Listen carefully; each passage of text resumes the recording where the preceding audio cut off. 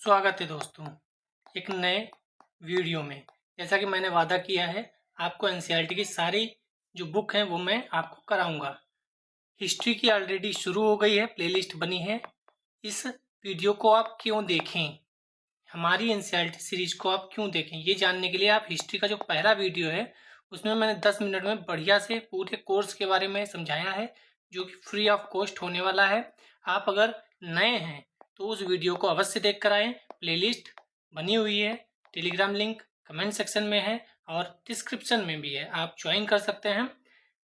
क्योंकि बार बार वो बताने के लिए समय का दुरुपयोग होगा, इसलिए इस सीरीज को आप क्यों देखें ये जानने के लिए, और इस सीरीज का आगे क्या क्या कैसे क्या होने वाला है सब कुछ जानने के लिए आप हिस्ट्री एनसीईआरटी 6th क्लास की स्टार्ट हो चुकी है, उसका पहला वीडियो हमने सुबह कराया है, वो आप देख लीजिए जाकर, जिससे आपकी सारी समस्याओं का समाधान हो सके, सारी शंकाओं का समाधान हो सके।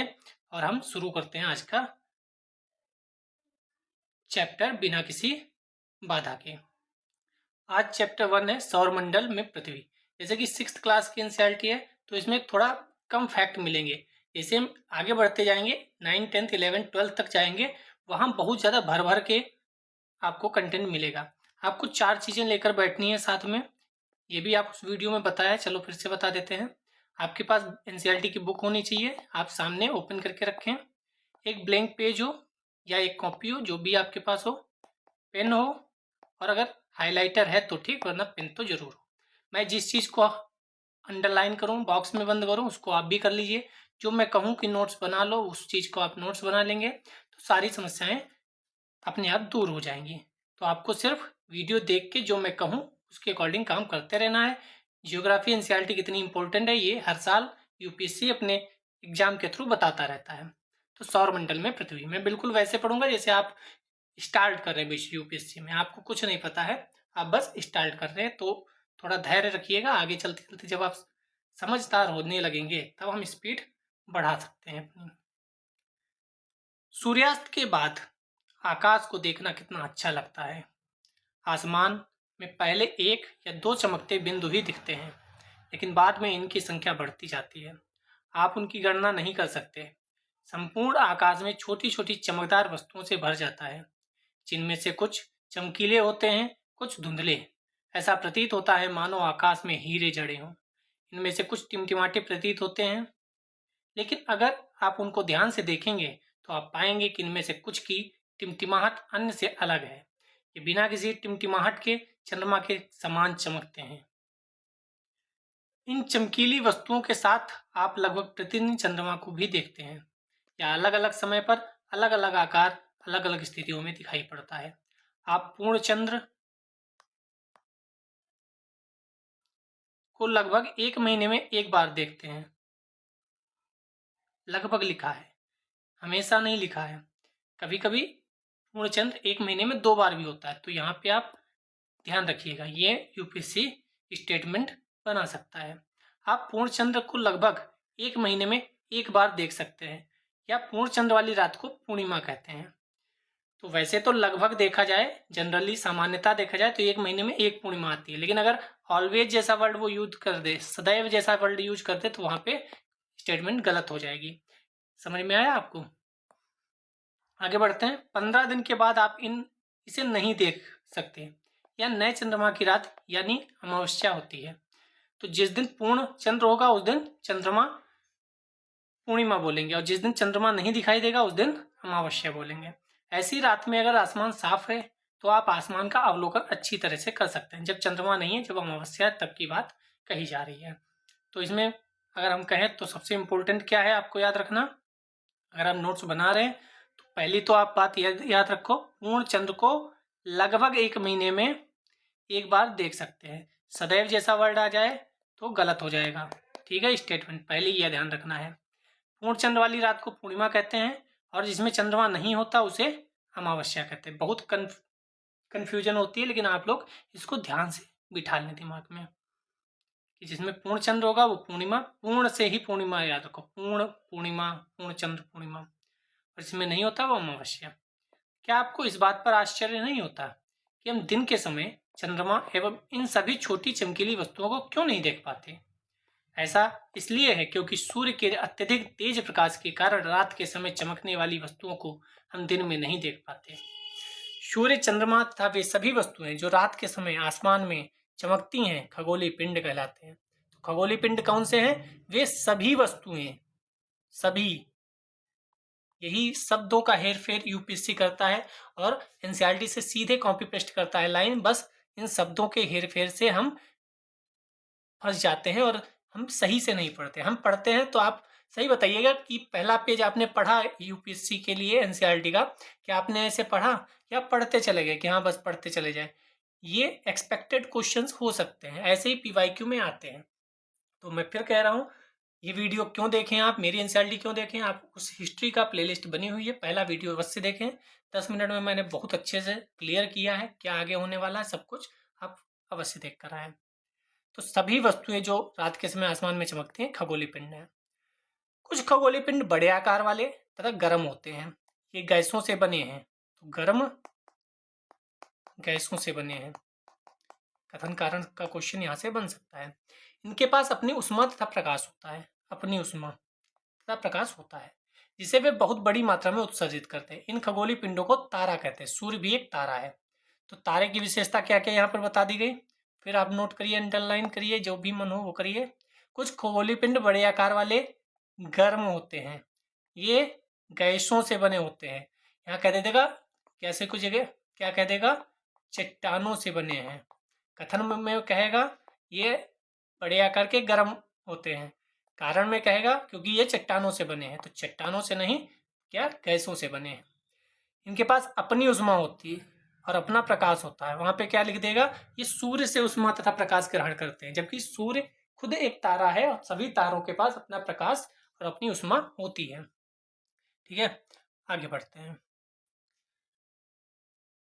रात के समय चमकते हुए अनगिनत तारे सूर्य के समान ही हैं, यानी जो तारे हैं वो सूर्य ही हैं, लेकिन हम सूर्य पास में है तो उसे स्पेशली सूर्य बोल देते हैं, बाकी सबको तारा बोल देते हैं। लेकिन हमसे बहुत अधिक दूर होने के कारण हम लोग उनकी उष्मा या प्रकाश को महसूस नहीं करते। वे अत्यंत छोटे दिखाई पड़ते हैं। आपने अवश्य ध्यान दिया होगा, कुछ दूरी से देखने पर सभी वस्तुएं छोटी दिखाई पड़ती हैं। अत्यधिक ऊंचाई पर उड़ रहा हवाई जहाज कितना छोटा दिखाई देता है। रात्रि में आसमान की ओर देखते समय आप तारों के विभिन्न समूहों द्वारा बनाई गई विविध आकृतियों को देख सकते हैं। ये नक्षत्र मंडल कहलाते हैं। अर्सा मेजर या बिग बियर इसी प्रकार का एक नक्षत्र मंडल है। क्वेश्चन फिर आएगा, हाल फिलहाल सुर्खियों में रहा, या हाल फिलहाल ना भी कहे तब भी कहेगा, अर्सा मेजर या बिग बियर क्या है? चींटी है, कोई पशु है, कोई मछली है, कोई तितली है, या नक्षत्र मंडल है? तो अर्सा मेजर बिग बियर क्या है? नक्षत्र मंडल है। ठीक है, क्या है? नक्षत्र मंडल है। तो आपको ये अपने नोट्स में अगर आप लिख रहे हैं तो लिख सकते हैं, अर्सा बियर, अर्सा मेजर और बिग बियर नक्षत्र मंडल। बहुत आसानी से पहचान में आने वाला नक्षत्र मंडल है सप्तऋषि। ये तो सबको पता होगा, 7 ऋषि या संत या 7 तारों का समूह है, जो कि नक्षत्र मंडल अर्सा मेजर का भाग है। ये भी दूसरा लाइन, सप्तऋषि किसका भाग है? अर्सा मेजर का भाग है। अपने परिवार या पड़ोस में किसी बड़े व्यक्ति से कहिए कि वह आपको आसमान में और अधिक तारे, ग्रहों और नक्षत्र मंडलों को दिखाए। तो यहाँ पे 2 स्टेटमेंट आप नोट कर सकते हैं। एक अर्सा मेजर बिग बियर नक्षत्र मंडल है, दूसरा नक्षत्र मंडल जो सप्तऋषि है वो इसी नक्षत्र मंडल का भाग है। प्राचीन समय में रात्रि में लोग दिशा का निर्धारण तारों की सहायता से करते थे। जैसे ध्रुव तारा आप लोगों ने बहुत सभी लोग जानते होंगे, उत्तर दिशा को बताता है। यह आसमान में हमेशा एक ही स्थान पर रहता है, ये लाइन याद रखनी है। आसमान में हमेशा एक ही स्थान पर रहता है। हम सप्तऋषि की सहायता से ध्रुव तारे की स्थिति को जान सकते हैं। आप देखेंगे यदि सप्तऋषि मंडल के संकेतक तारों को आपस में मिलाते हुए एक काल्पनिक रेखा खींची जाए, उसे आगे की ओर बढ़ाया जाए तो ध्रुव तारे की ओर इंगित करता है। जैसे संकेतक तारा का मतलब ये वाले 2 2 4 5 2 7 है, तो ये 2 तारों के सामने अगर जाएंगे तो ध्रुव तारा दिख जाएगा। कुछ खगोलीय पिंडों में अपना प्रकाश या ऊष्मा नहीं होती है, ये भी ध्यान रखो। वे तारों के प्रकाश से प्रवर्तित होते हैं। ऐसे पिंड ग्रह कहलाते हैं। जैसे पृथ्वी एक ग्रह है, पृथ्वी के पास अपना प्रकाश नहीं है, वो सूर्य के प्रकाश से चमकती है। ग्रह, जिसे अंग्रेजी में प्लेनेट कहते हैं, ग्रीक भाषा के प्लेनेटाई शब्द से बना है, जिसका अर्थ होता है परिभ्रमक, चारों ओर घूमने वाला। पृथ्वी जिस पर हम रहते हैं एक ग्रह है, यह अपना संपूर्ण प्रकाश, संपूर्ण एवं उष्मा सूर्य से प्राप्त करती है। संपूर्ण प्रकाश एवं उष्मा अगर आ जाए तो हम स्टेटमेंट को सही मान के आएंगे, क्योंकि कई बार हम संपूर्ण देख के रुक जाते हैं कि नहीं संपूर्ण तो नहीं होगा, लेकिन यहाँ सीधे सीधे आप देखेंगे एनसीईआरटी में लिखा हुआ, यह अपना संपूर्ण प्रकाश एवं उष्मा सूर्य से प्राप्त करती है, जो पृथ्वी के सबसे नजदीक का तारा है। पृथ्वी को बहुत अधिक दूरी से जैसे चंद्रमा से देखने पर यह चंद्रमा की तरह चमकती हुई प्रतीत होगी, क्योंकि इसके अंदर सूर्य से प्रकाश आ जाता है और फिर ये बात को सूर्य के प्रकाश को परिवर्तित करती है, उत्सर्जित करती है। बृहस्पति, शनि, यूरेनस के चारों ओर छल्ले हैं। छल्ले किसके किसके चारों तरफ हैं वो भी आपको याद रखना है। ये छल्ले विभिन्न पदार्थों के असंख्य छोटे छोटे पिंडों से बनी पट्टियां हैं। पृथ्वी से इन छल्लों को शक्तिशाली दूरबीन की सहायता से देखा जा सकता है। तो 3 ऐसे ग्रह हैं जिनमें छल्ले हैं, बृहस्पति, शनि, यूरेनस। ठीक है, ये भी किसी स्टेट स्पीशीज में तो आ ही सकता है कि निम्नलिखित में से किस में छल्ले नहीं हैं। ये आपको एक पेज मिलेगा ऐसा, आप उसमें क्या करेंगे, आप उसमें ये ध्यान रखेंगे कि बुध, शुक्र, पृथ्वी, मंगल, ये चारों आंतरिक ग्रह होते हैं। कौन कौन? बुध, शुक्र, पृथ्वी, मंगल, ये चारों अंदर के ग्रह हैं, तो इन्हें क्या बोल देते हैं? आंतरिक ग्रह। बाकी जो 4 बचे, बृहस्पति, शनि, यूरेनस, नेपच्यून, ये चारों क्या हैं? बृहस्पति, शनि, यूरेनस, नेपच्यून, ये इनके बाद वाले ग्रह हैं। ये चारों चट्टानों से बने हैं, ये चारों गैस से बने हैं। ठीक है, इतना आप याद कर लेंगे तो काफ़ी रहेगा। सबसे पहले सबसे पास में बुध है, फिर शुक्र है, फिर पृथ्वी है, फिर मंगल है, फिर बृहस्पति है, शनि है, यूरेनस है, नेपच्यून है।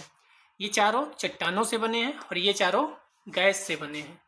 और इनमें से 3 ऐसे थे जिनकी चारों तरफ छल्ले थे। कौन कौन से? बृहस्पति, शनि और यूरेनस। ठीक है, इनके साथ मंगल और बृहस्पति के बीच में एक पट्टी पाई जाती है, ठीक है, जिसमें छोटे छोटे कण होते हैं जिनका नाम क्या है? एस्टेरॉइड। तो ये आगे आएगा, हम अभी पढ़ेंगे। ठीक है,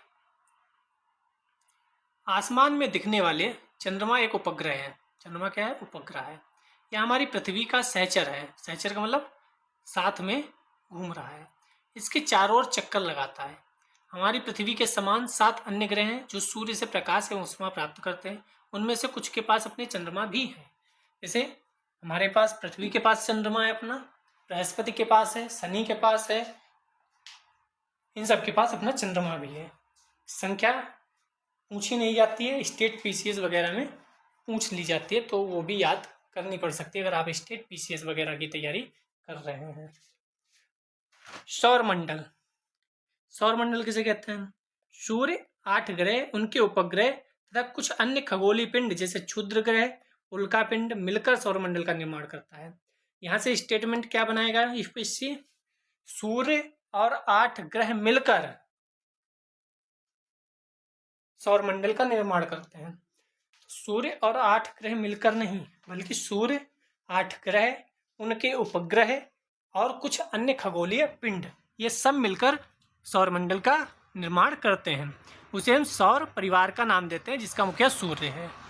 हम आपको बताते रह रहे हैं गलती कहाँ होगी, यूपीएससी कहाँ आपको फंसाएगा, कहाँ ट्रैप में फंसेंगे आप वीडियो देखने का ये बहुत बड़ा फ़ायदा है। आप पहले से अगर तैयार रहेंगे कि कहाँ फंसाया जा सकता है, तो यूपीएससी आपको फंसा नहीं सकता प्रीलिम्स में। सूर्य सौरमंडल के केंद्र में स्थित है। यह बहुत बड़ा है एवं अत्यधिक गर्म गैसों से बना है, क्योंकि अभी हम ऊपर पढ़ के आए तारे गर्म गैसों से बने हैं। ठीक है, और इसीलिए उनकी अपनी ऊष्मा और अपना प्रकाश है।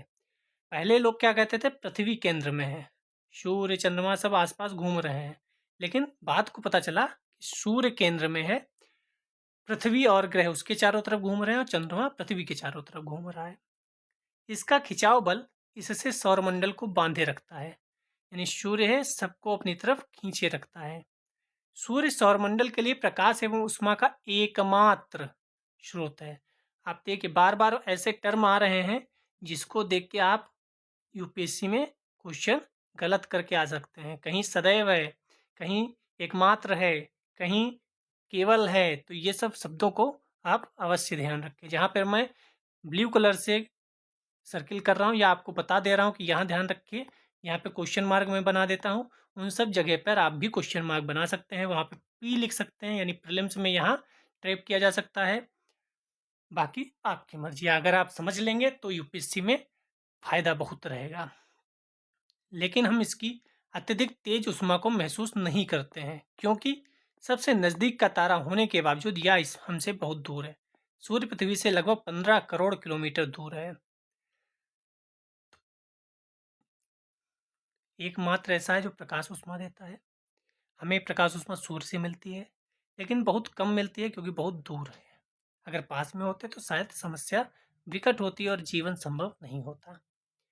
ग्रह, हमारे सौरमंडल में 8 ग्रह हैं। सूर्य से दूरी के अनुसार वे हैं: नंबर 1 पे बुध, शुक्र, पृथ्वी, मंगल, बृहस्पति, शनि, यूरेनस, नेपच्यून।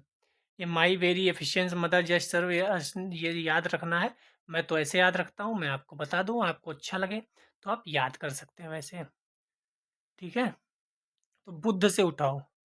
बुध, बृहस्पति को छोड़ दो, शुक्र, दिन जो होते हैं बुध आता है, उसके बाद बृहस्पति छोड़ दो, शुक्र, शनि छोड़ दो, रवि, रवि का मतलब हम पृथ्वी से लेते हैं, सोम यानी सोमवार छोड़ दो, मंगल, और फिर यहाँ बुध हो ही गया है। बुध के बाद क्या आएगा? बृहस्पति। शुक्र यहाँ हो गया, शुक्र के बाद क्या आएगा? शनि। बाद को तो फिर यूरेनस और नेपच्यून होती हैं। यानी हम बुध से शुरू करेंगे, बुध, बृहस्पति छोड़ेंगे, शुक्र, शनि छोड़ेंगे, रवि यानी पृथ्वी, फिर सोमवार छोड़ेंगे, मंगलवार, फिर बुध तो हो गया यानी बृहस्पति, शुक्र हो गया यानी शनि, यूरेनस, नेपच्यून। अब आपको चाहे तो इससे याद कर लें और चाहे तो इस वाली ट्रिक से याद कर लें। यहाँ कुछ बॉक्स में है, बॉक्स भी आप लोग ध्यान से पढ़ते रहिएगा क्योंकि ये भी बहुत महत्वपूर्ण होते हैं। क्या आप जानते हैं पौराणिक रोमन कहानियों में शोल सूर्य देवता को कहा जाता है? सौर शब्द का अर्थ सूर्य से संबंधित, इसीलिए सूर्य के परिवार को सौरमंडल कहा जाता है। सौर शब्द का उपयोग करते हुए अधिक शब्दों को लिखें। शब्द की उत्पत्ति, जियोग्राफी की शब्द की उत्पत्ति कहाँ से हुई? तो वही है जियो प्लस लोजिया यानी पृथ्वी का अध्ययन, जियो प्लस मेट्री यानी पृथ्वी का मापन, जियो प्लस ऑइड्स यानी पृथ्वी के आकार के अनुरूप। ये आपको याद होना चाहिए, ये कहीं भी फंसा सकते हैं। आगे चलते हैं। सौर मंडल के सभी 8 ग्रह एक निश्चित पथ पर सूर्य के चक्कर लगाते हैं, सभी घूम रहे हैं। ये रास्ते दीर्घवृत्ताकार है, ना कि वृत्ताकार। दीर्घवृत्ताकार है, ना कि वृत्ताकार। आप ध्यान रखिएगा। ये कक्षा कहलाते हैं। बुध सूर्य के सबसे नजदीक है, अभी हमने ऊपर देखा। अपनी कक्षा में सूर्य के चारों ओर एक चक्कर लगाने में इसे केवल 38 दिन लगते हैं।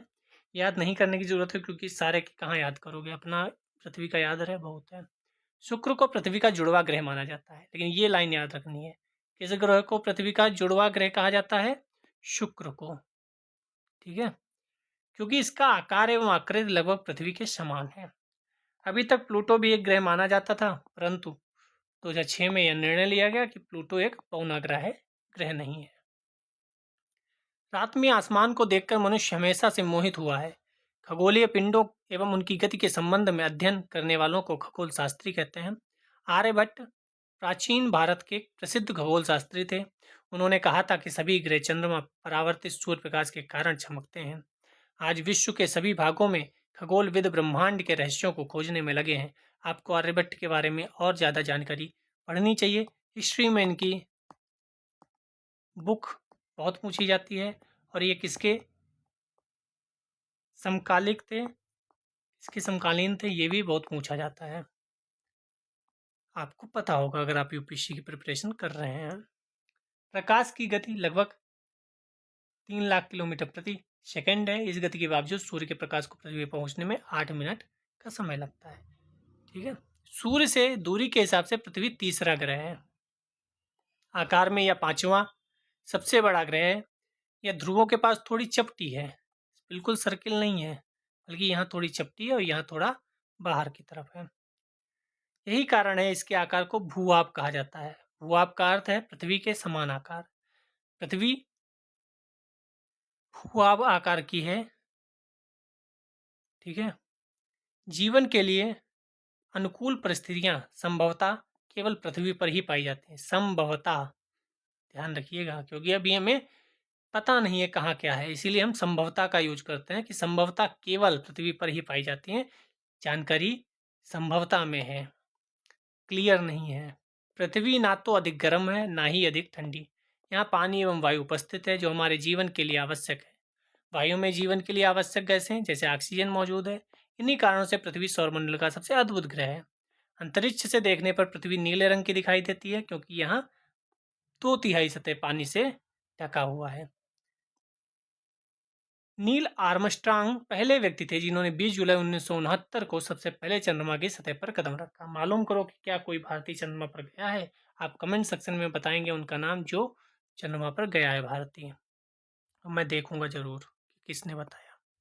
हमारी पृथ्वी के पास केवल एक उपग्रह है, चंद्रमा। इसका व्यास पृथ्वी के व्यास का केवल 1/4 है। यह इतना बड़ा इसलिए प्रतीत होता है क्योंकि हमारे ग्रह से अन्य खगोलीय पिंडों की अपेक्षा नजदीक है। तो इसमें ये फैक्ट याद रखिएगा, पृथ्वी के व्यास का चंद्रमा का व्यास 1/4 है। यह हमसे लगभग 3,84,400 किलोमीटर दूर है। जब आप पृथ्वी से सूर्य एवं चंद्रमा की दूरियों की तुलना कर सकते हैं, यानी हमें पृथ्वी भी से शन भी पता है कितनी दूर है और इससे मून भी पता है कितनी दूर है। रॉकेट का प्रक्षेपण कैसे होता है वो यहाँ पे दिया गया है, उतना महत्वपूर्ण नहीं है। ये पृथ्वी का चंद्रमा से लिया गया चित्र है, ऐसी दिखती है पृथ्वी। उपग्रह, एक कृत्रिम उपग्रह होता है जिसे चंद्रमा भी उपग्रह है, और प्राकृतिक उपग्रह चंद्रमा है। मानव निर्मित उपग्रह जो ये भेजे जाते हैं वो है। उपग्रह एक खगोलीय पिंड है जो ग्रहों के चारों ओर उसी प्रकार चक्कर लगाता है जिस प्रकार ग्रह सूर्य की चक्कर लगाते हैं। मानव निर्मित उपग्रह एक कृत्रिम पिंड है। यह वैज्ञानिकों के द्वारा बनाया गया है, जिसका उपयोग ब्रह्मांड के बारे में जानकारी प्राप्त करने, पृथ्वी पर संचार माध्यम के लिए रॉकेट के द्वारा अंतरिक्ष में भेजा जाता है। तो ये इतना इम्पोर्टेंट नहीं है, लेकिन पढ़ लेना चाहिए, क्या पता कोई इम्पोर्टेंट चीज मिल जाए। जीव एवं पौधों को जीवित रहने तथा विकास करने के लिए किन तत्वों की आवश्यकता होती है, ये आप सोचिएगा। जो भी क्वेश्चन हुआ करे थोड़ा इस पर दिमाग लगाया करिए, क्योंकि मेंस में हमें सोच के ही लिखना होता है। सब कुछ लिखा लिखाया नहीं होगा। हम डीएम बन जाएंगे या एसडीएम बनेंगे तो हमें जिला संभालना होगा, वहाँ लिखा नहीं होगा, वहाँ खुद के दिमाग को यूज करके चीज़ें करनी पड़ेंगी। चंद्रमा पृथ्वी का एक चक्कर लगभग 27 दिन में पूरा करता है, ये याद रखिए। लगभग इतने ही समय में यह अपने अक्ष पर एक चक्कर भी पूरा करता है, ये भी याद रखिए।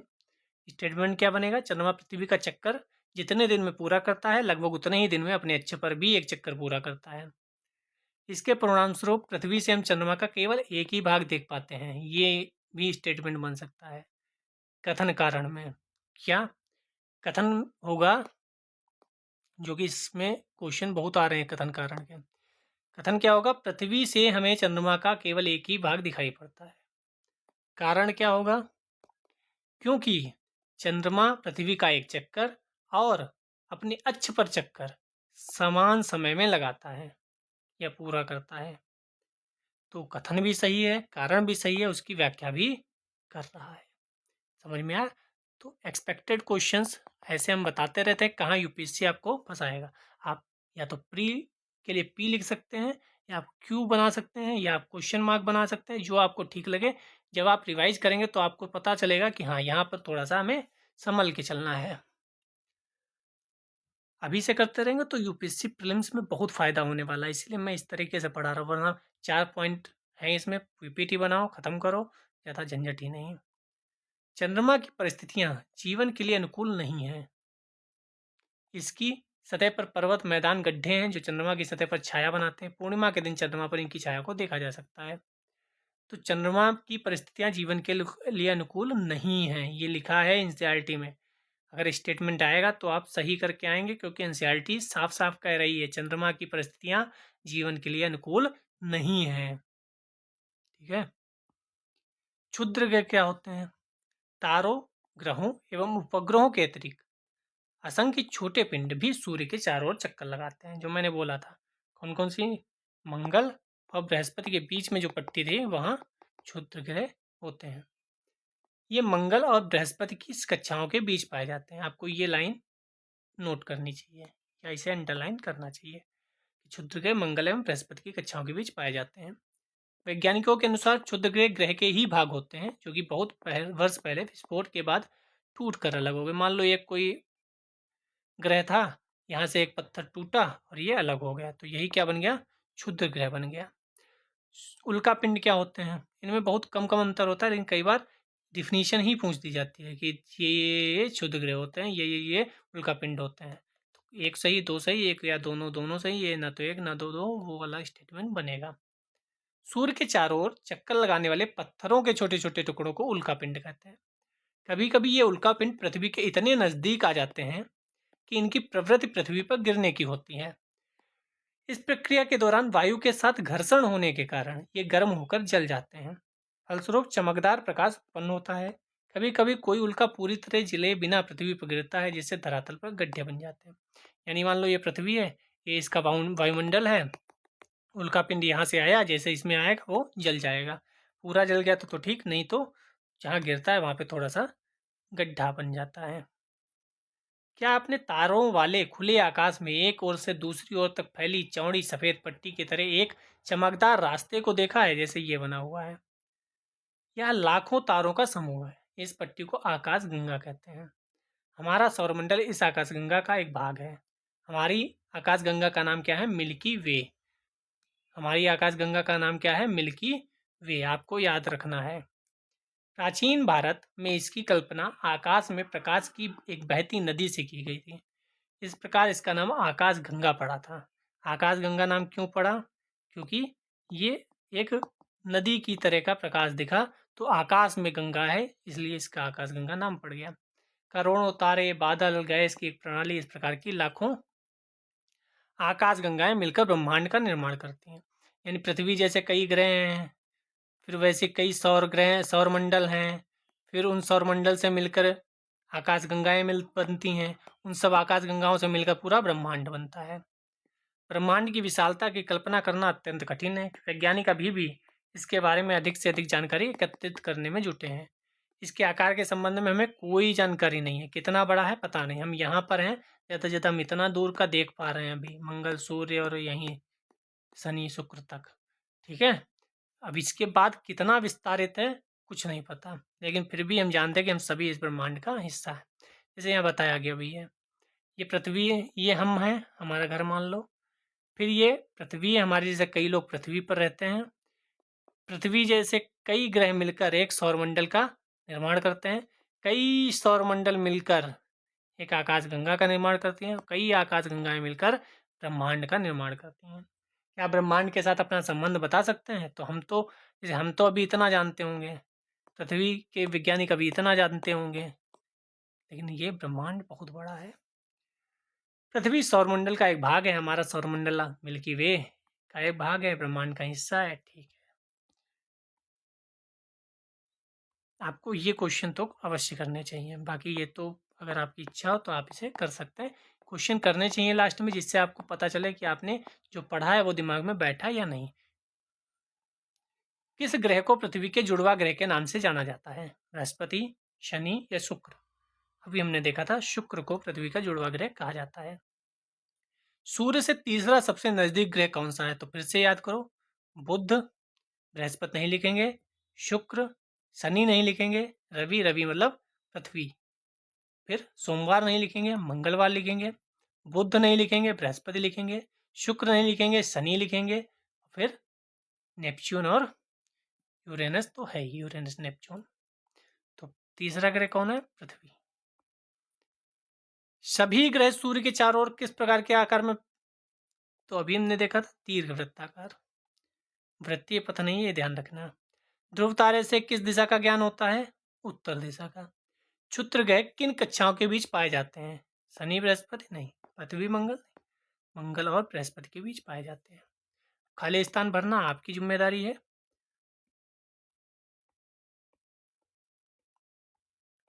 तो यहाँ पे सूर्य बुद्ध सब बना हुआ है। तो ये थी क्लास। आपको कैसी लगी आप कमेंट सेक्शन में बताएंगे। लाइक शेयर सब्सक्राइब कर देंगे, क्योंकि मैं बीच में नहीं बोलता हूँ, जब पढ़ाने चलता हूँ तो पढ़ाता हूँ। टेलीग्राम लिंक डिस्क्रिप्शन में आप ज्वाइन कर सकते हैं। और भी प्लेलिस्ट बनी है, आप एक बार गो थ्रू होइए। और बहुत कुछ आने वाला है, मैप वगैरह बेस्ड बहुत सारी वीडियो जाने वाली हैं। उम्मीद करता हूँ आपने सब्सक्राइब कर लिया होगा। मिलते हैं नेक्स्ट वीडियो में। जय हिंद, जय भारत।